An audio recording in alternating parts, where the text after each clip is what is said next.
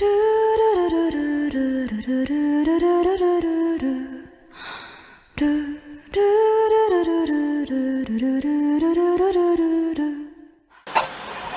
everybody, welcome back to Learning Biology 14.3 Part 2.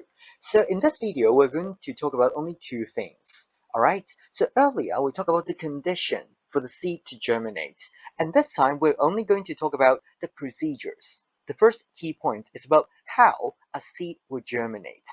And we only need to focus on this diagram, okay? So the first one is just very easy. One of the conditions we need is water. So after it absorbs water, you remember the seed coat will soften, the cotyledon will swell, and then eventually one thing will come out first, or we say one thing will emerge first, and that is the radicle. So radicle will later form the root, as you can see here. And after radicle, as you can see, the radicle emerges and get into the soil. After the radicle emerges, it is time for the plumule to grow. But then, remember one thing, you cannot see the plumule directly. What you can see is the cotyledon.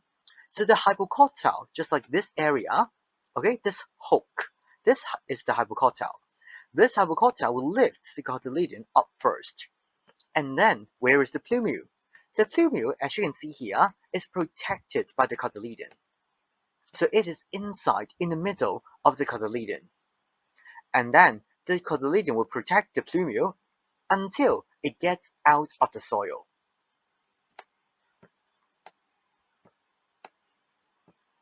After that, so the plumule will become the shoot, right? So the shoot will come out, all right? So they will emerge from the soil. The first leaves will be grown. They will sprout, and they will start making food themselves. So they no longer need the food in the cotyledon. So how do they make food? They make food by photosynthesis. The last one, so as you can see, the cotyledon, the food inside is used up. They are no longer useful. So therefore, they will just fall off. Okay, and then this way will form a new plant. So as you can see, the radicle will become the root, and the plumule will become the shoot.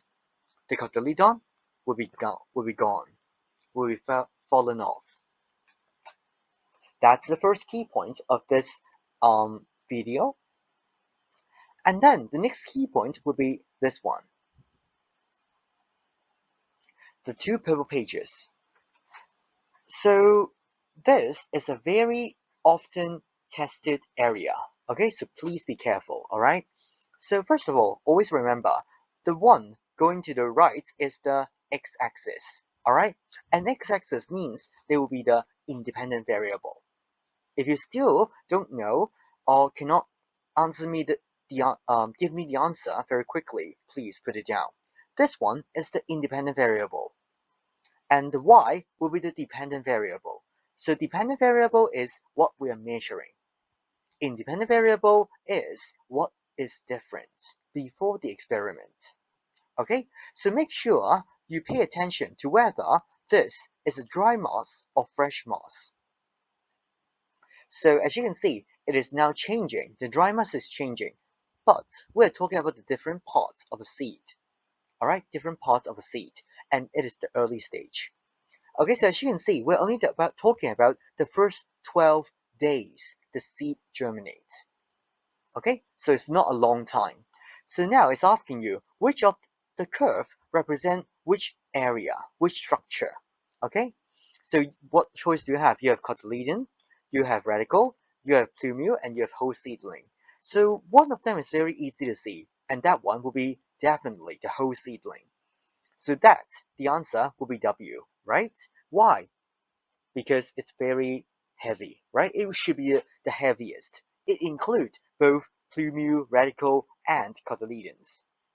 Okay? So what's more difficult is which of the X, Y, Z represent the cotyledon, radicle, and plumule.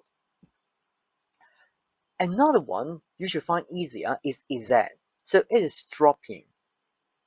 So you can do it yourself first and pause this video a bit and think which of the following three, cotyledon, radicle, and plumule, will actually drop in dry mass after some day. So if you have a good memory, you will know that one of them will fall off after some days, and that the answer is cotyledon. So cotyledon will be EZ. Radicle and plumule, this you always need to be careful. Which one will be heavier and why? The answer is X as radical and plumule as Y. Because which one will emerge first? The one emerging faster will have a higher dry mass. Alright? So that's all about this part A question. And part B, you need to be very careful. Okay, as you can see, it carries a lot of marks. Alright? But then it's asking you, describe and explain. So when you see these questions, please do not ignore the word describe. Describe may carry like 2 to 3 marks sometimes. Alright? And explain. So what is happening to the curve W? First of all, how will you describe it? So first of all, it will decrease in the first half, and after that, it will start increasing later. So how do we describe? The first one, okay? So this part is very important. Please underline yourself, okay? The first one, decrease, 1 mark. And then let's look at the other one. The dry mass increase from day 6 to day 12, another mark. So in this question, 2 out of 6 marks come from your description only. And you only need to know 2 words, decrease and increase. But anyways, that is not why we're talking about this question, alright? Next, we're going to talk about how do we explain. First of all, why will it decrease? Because the food stored in the seed, or you can say cotyledon, is broken down. Okay, so why is it broken down? It's providing energy. Next part, we're going to talk about why is it increasing?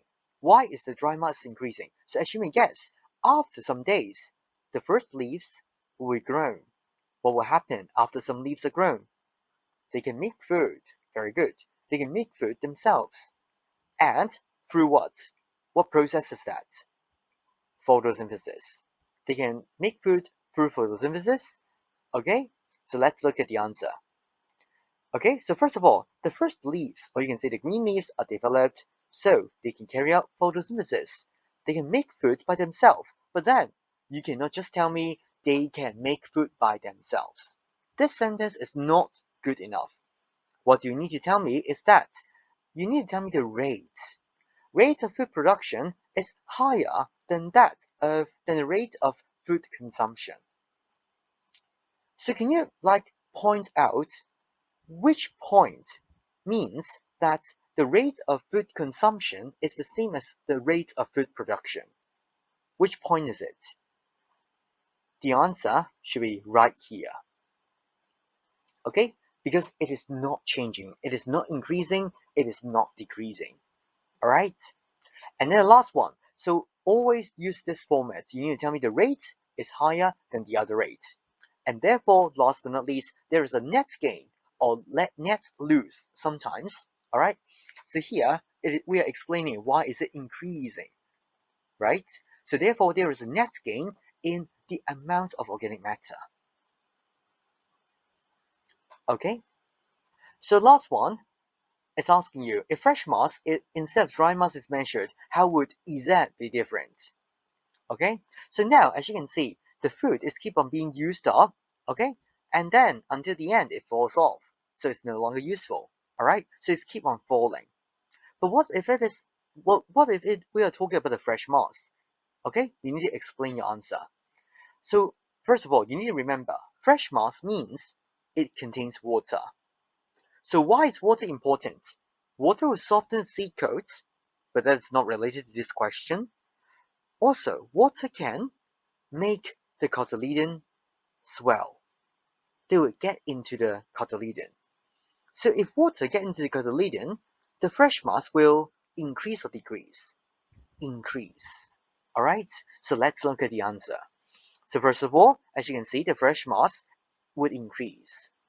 Because during the beginning of germination, water will make the cotyledon swell. Or you can just say cotyledon will absorb the water. Okay, so that's all for this video, and of course these 4 squares are very important and I would like to go through with them with you in class. That's all for this video and I'll see you in class. Alright, please remember to finish these questions yourself.